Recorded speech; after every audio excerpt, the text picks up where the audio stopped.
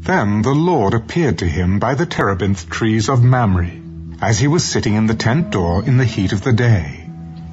So he lifted his eyes and looked, and behold, 3 men were standing by him. And when he saw them, he ran from the tent door to meet them, and bowed himself to the ground. My Lord, if I have now found favor in your sight, do not pass on by your servant. Please, let a little water be brought, and wash your feet, and rest yourselves under the tree, and I will bring a morsel of bread that you may refresh your hearts. After that you may pass by, inasmuch as you have come to your servant. Do as you have said. So Abraham hurried into the tent to Sarah and said, Quickly make ready 3 measures of fine meal, knead it and make cakes. And Abraham ran to the herd, took a tender and good calf, gave it to the young man, and he hastened to prepare it. So he took butter and milk and the calf which he had prepared, and set it before them. And he stood by them under the tree as they ate.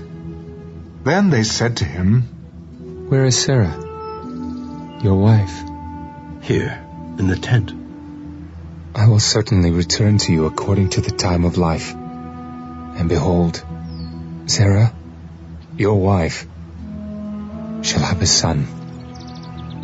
Sarah was listening in the tent door, which was behind him. Now Abraham and Sarah were old, well advanced in age, and Sarah had passed the age of childbearing. Therefore Sarah laughed within herself, saying, After I have grown old, shall I have pleasure, my Lord being old also? And the Lord said to Abraham, Why did Sarah laugh, saying, Shall I surely bear a child, since I am old? Is anything too hard for the Lord? At the appointed time I will return to you, according to the time of life. And Sarah shall have a son. But Sarah denied it, for she was afraid. I did not laugh. No, but you did laugh. Then the men rose from there and looked towards Sodom. And Abraham went with them to send them on the way. And the Lord said, Shall I hide from Abraham what I am doing? Since Abraham shall surely become a great and mighty nation, and all the nations of the earth shall be blessed in him.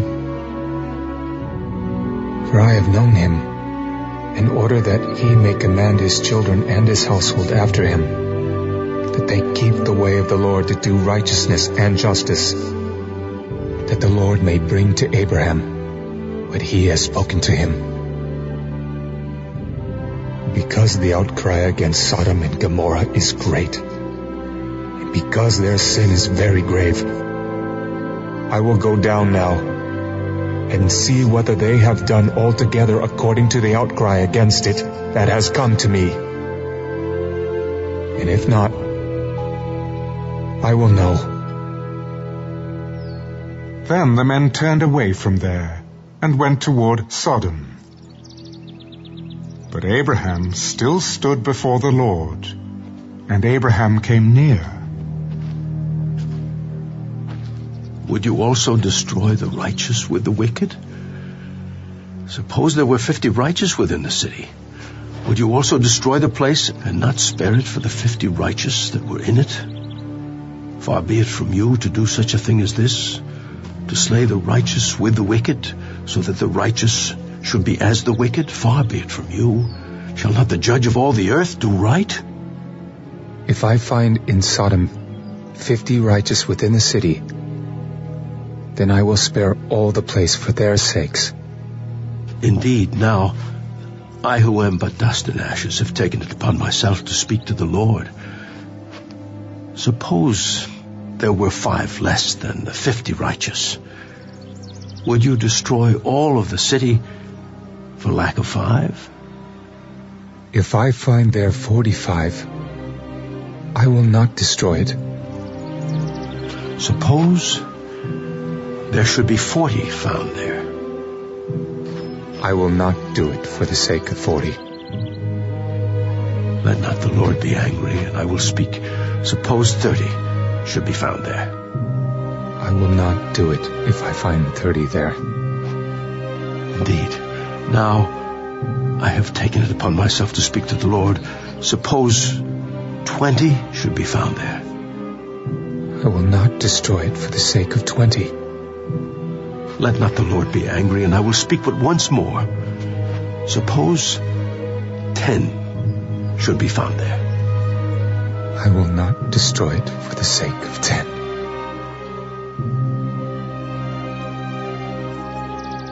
So the Lord went his way as soon as he had finished speaking with Abraham. And Abraham returned to his place.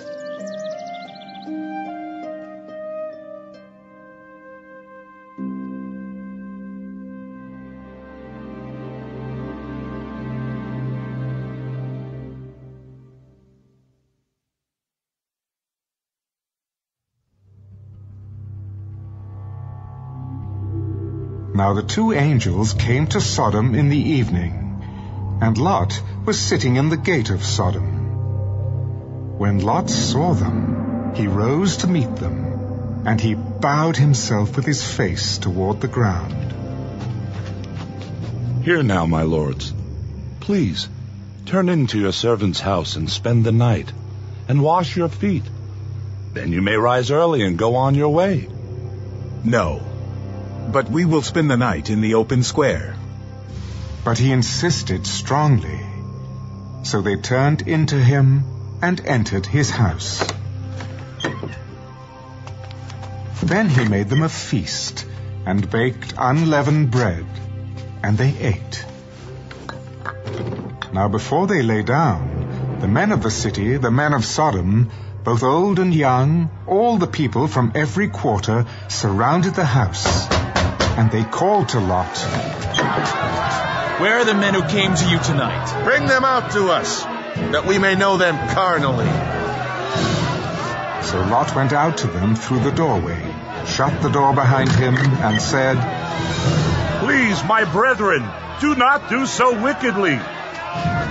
See now, I have 2 daughters who have not known a man. Please, let me bring them out to you, and you may do to them as you wish.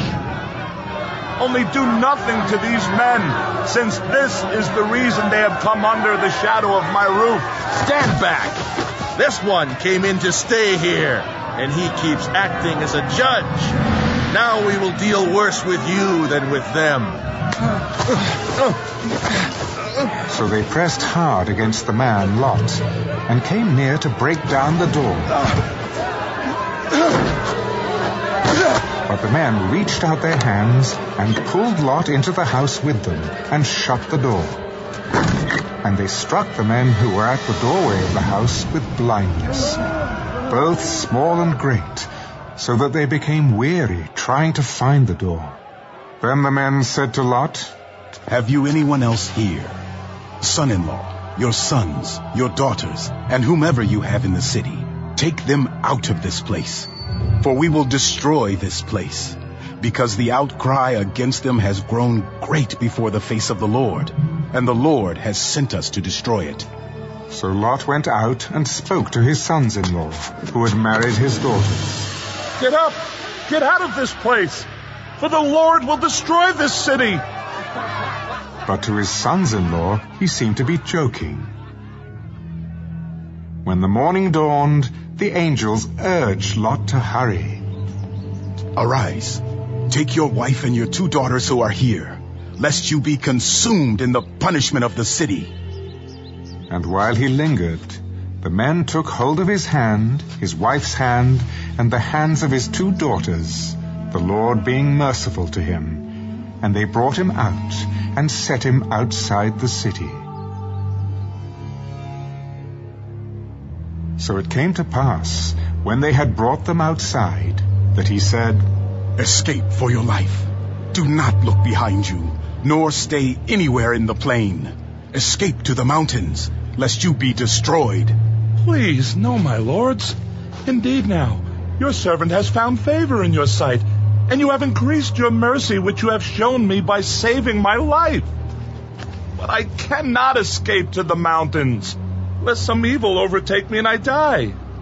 See now, this city is near enough to flee to, and it is a little one. Please, let me escape there. Is it not a little one? And my soul shall live. See, I have favored you concerning this thing also, in that I will not overthrow this city for which you have spoken. Hurry, escape there, for I cannot do anything until you arrive there. Therefore the name of the city was called Zoar. The sun had risen upon the earth when Lot entered Zoar. Then the Lord rained brimstone and fire on Sodom and Gomorrah from the Lord out of the heavens. So he overthrew those cities, all the plain, all the inhabitants of the cities, and what grew on the ground.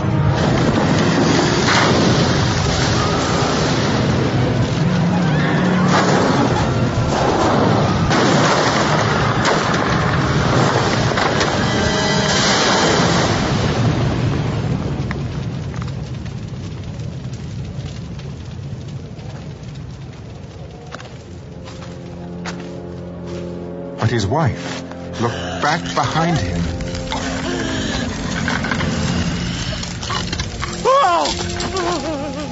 And she became a pillar of salt.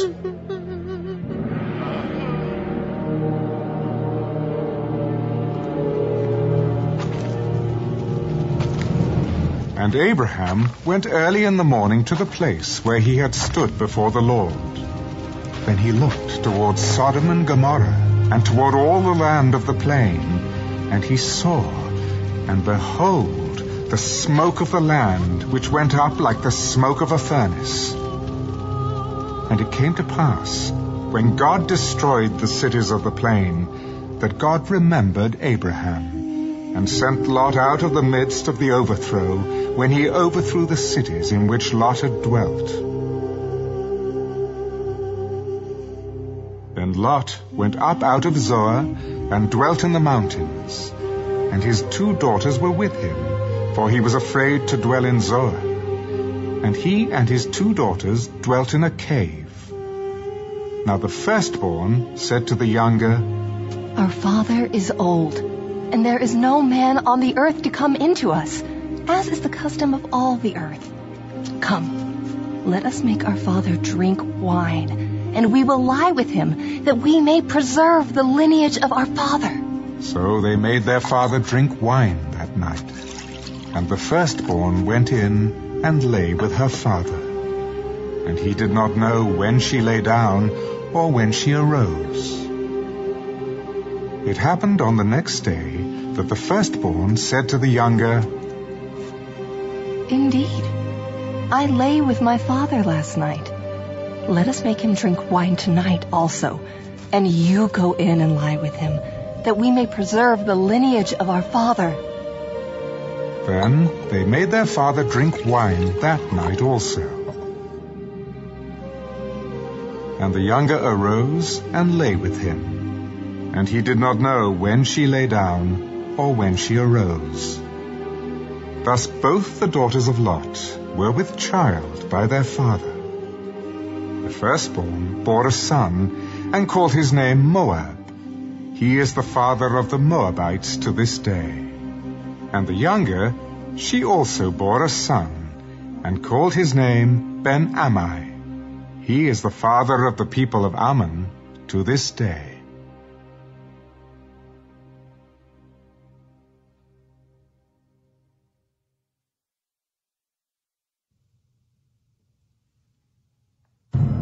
And Abraham journeyed from there to the south, and dwelt between Kadesh and Shur, and stayed in Gerar. Now Abraham said of Sarah his wife, She is my sister. And Abimelech, king of Gerar, sent and took Sarah. But God came to Abimelech in a dream by night, and said to him, Indeed, you are a dead man because of the woman whom you have taken, for she is a man's wife. But Abimelech had not come near her, and he said, Lord, will you slay a righteous nation also? Did he not say to me, she is my sister? And even she herself said, he is my brother. In the integrity of my heart and innocence of my hands, I have done this. And God said to him in a dream, Yes, I know that you did this in the integrity of your heart, for I also withheld you from sinning against me. Therefore I did not let you touch her. Now, therefore, restore the man's wife, for he is a prophet, and he will pray for you, and you shall live. But if you do not restore her, know that you shall surely die, you and all who are yours. So Abimelech rose early in the morning, called all his servants, and told all these things in their hearing. And the men were very much afraid. And Abimelech called Abraham and said to him, What have you done to us? How have I offended you that you have brought on me and on my kingdom a great sin? You have done deeds to me that ought not to be done. What did you have in view that you have done this thing? Because I thought, surely the fear of God is not in this place, and they will kill me on account of my wife. But indeed, she is truly my sister. She is the daughter of my father, but not the daughter of my mother, and she became my wife. And it came to pass, when God caused me to wander from my father's house, that I said to her, This is your kindness that you should do for me. In every place, wherever we go, say of me, he is my brother. Then Abimelech took sheep, oxen, and male and female servants, and gave them to Abraham. And he restored Sarah his wife to him. See, my land is before you. Dwell where it pleases you. Then to Sarah he said, Behold, I have given your brother 1,000 pieces of silver. Indeed, this vindicates you before all who are with you and before everybody. Thus she was rebuked. So Abraham prayed to God, and God healed Abimelech, his wife, and his female servants. Then they bore children, for the Lord had closed up all the wombs of the house of Abimelech because of Sarah, Abraham's wife.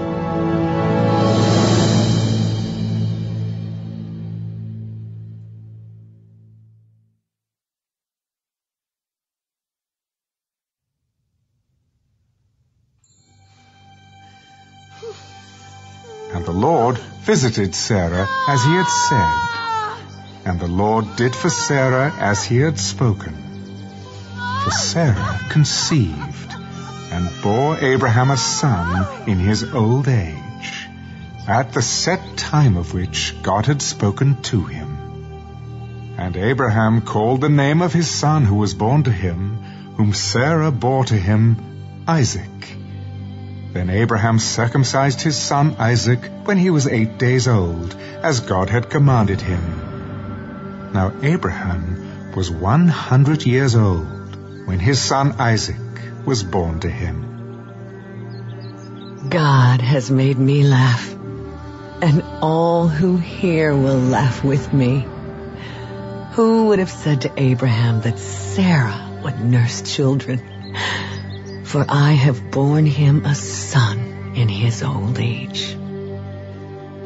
So the child grew and was weaned, and Abraham made a great feast on the same day that Isaac was weaned. And Sarah saw the son of Hagar, the Egyptian, whom she had borne to Abraham, scoffing. Therefore she said to Abraham, Cast out this bondwoman and her son, for the son of this bondwoman shall not be heir with my son, namely with Isaac. And the matter was very displeasing in Abraham's sight because of his son.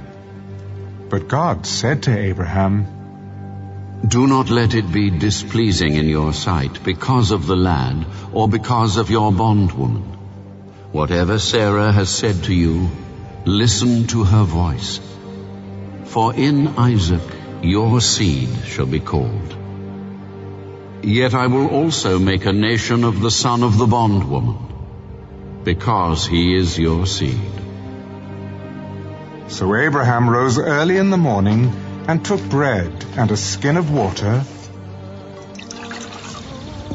and putting it on her shoulder, he gave it and the boy to Hagar, and sent her away. Then she departed and wandered in the wilderness of Beersheba, and the water in the skin was used up, and she placed the boy under one of the shrubs. Then she went and sat down across from him, at a distance of about a bowshot. For she said to herself, "Let me not see the death of the boy." So she sat opposite him, and lifted her voice, and wept. And God heard the voice of the lad. Then the angel of God called to Hagar out of heaven, and said to her, "What ails you, Hagar? Fear not, for God has heard the voice of the lad where he is. Arise, lift up the lad, and hold him with your hand, for I will make him a great nation." Then God opened her eyes, and she saw a well of water. And she went and filled the skin with water, and gave the lad a drink. So God was with the lad, and he grew and dwelt in the wilderness, and became an archer. He dwelt in the wilderness of Paran, and his mother took a wife for him from the land of Egypt.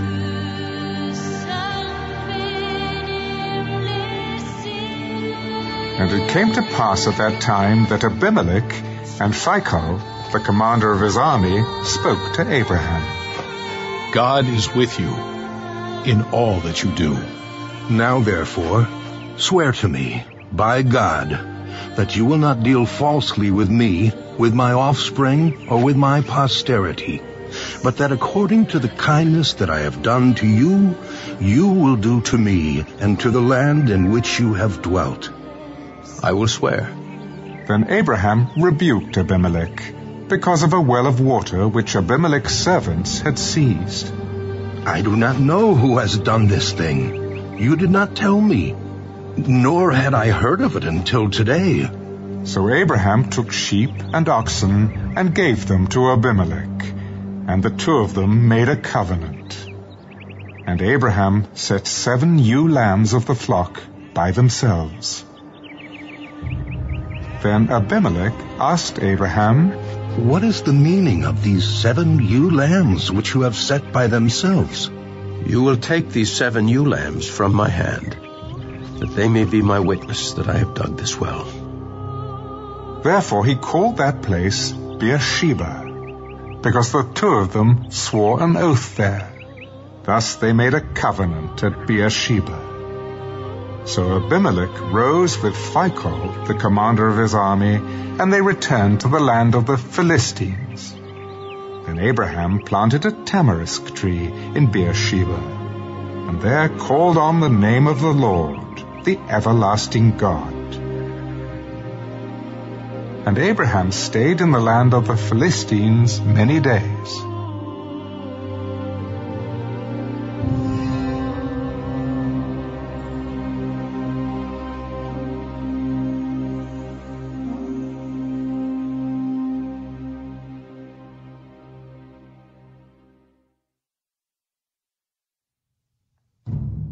Now it came to pass after these things that God tested Abraham. Abraham, Here I am.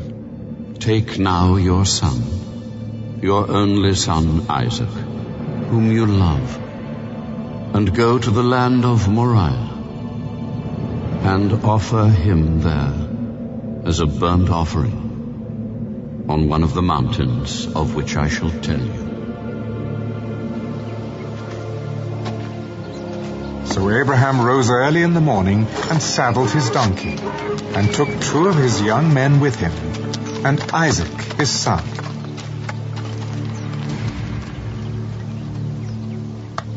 And he split the wood for the burnt offering, and arose, and went to the place of which God had told him. Then on the third day, Abraham lifted his eyes, and saw the place afar off. And Abraham said to his young men, Stay here with the donkey. The lad and I will go yonder and worship, and we will come back to you. So Abraham took the wood of the burnt offering and laid it on Isaac his son. And he took the fire in his hand and a knife, and the two of them went together. But Isaac spoke to Abraham his father. My father. Here I am, my son. Look, the fire and the wood. But where is the lamb for a burnt offering? My son, God will provide for himself the lamb for a burnt offering. So the two of them went together. Then they came to the place of which God had told him. And Abraham built an altar there, and placed the wood in order. And he bound Isaac his son, and laid him on the altar, upon the wood. And Abraham stretched out his hand, and took the knife to slay his son. But the angel of the Lord called to him from heaven, Abraham! Abraham! Here I am. Do not lay your hand on the lad, or do anything to him. For now I know that you fear God, since you have not withheld your son, your only son, from me. Then Abraham lifted his eyes and looked, and there behind him was a ram caught in a thicket by its horns. So Abraham went and took the ram and offered it up for a burnt offering instead of his son. And Abraham called the name of the place, The Lord Will Provide. As it is said to this day, In the mount of the Lord it shall be provided. Then the angel of the Lord called to Abraham a second time out of heaven. By myself I have sworn, says the Lord, because you have done this thing, and have not withheld your son, your only son. Blessing, I will bless you, and multiplying I will multiply your descendants as the stars of the heaven, and as the sand which is on the seashore. And your descendants shall possess the gate of their enemies. In your seed all the nations of the earth shall be blessed, because you have obeyed my voice. So Abraham returned to his young men, and they rose and went together to Beersheba. And Abraham dwelt at Beersheba. Now it came to pass after these things that it was told Abraham, saying, Indeed, Milcah also has borne children to your brother Nahor, Uz his firstborn, Buz his brother, Kemuel the father of Aram, Chesed, Hazo, Pildash, Jidlaph, and Bethuel. And Bethuel begot Rebekah. These 8 Milcah bore to Nahor, Abraham's brother. His concubine, whose name was Reumah, also bore Teber, Gaham, Phahash, and Maacah.